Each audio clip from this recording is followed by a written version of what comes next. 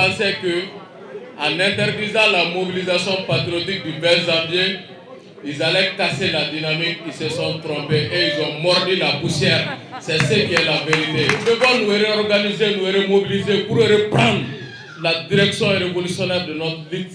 S'il faut encore que la terre tremble de nouveau et les répète, organisons-nous et lançons encore un nouvel assaut pour libérer la patrie. Parce que la patrie, la révolution a été récupérée.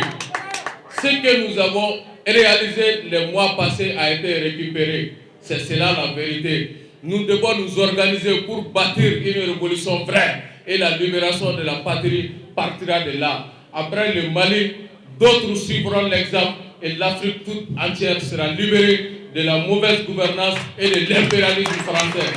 C'est cela la vérité.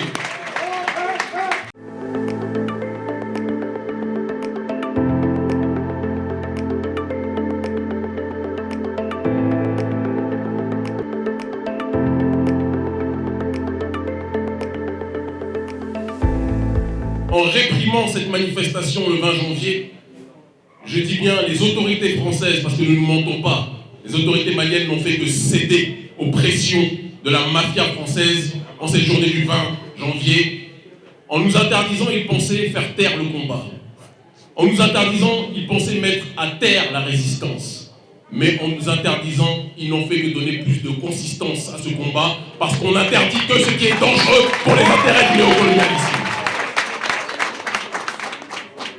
Si la résistance anticolonialiste au Mali était une résistance dénuée de sens, dénuée d'intelligence, dénuée d'orientation, jamais elle n'aurait été interdite.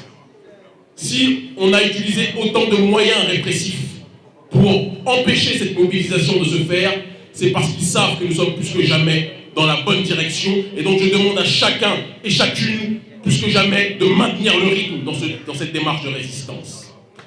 J'ajoute, parce qu'il est important de le faire, que le motif fallacieux qui a été donné pour justifier l'interdiction était de dire qu'il y a un risque de Covid-19.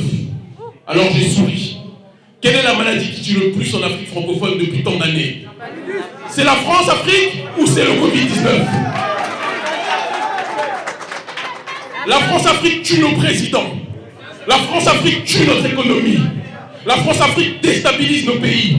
Et ils osent nous dire que nous risquons une maladie avec le Covid-19. Arrêtez vos plaisanteries.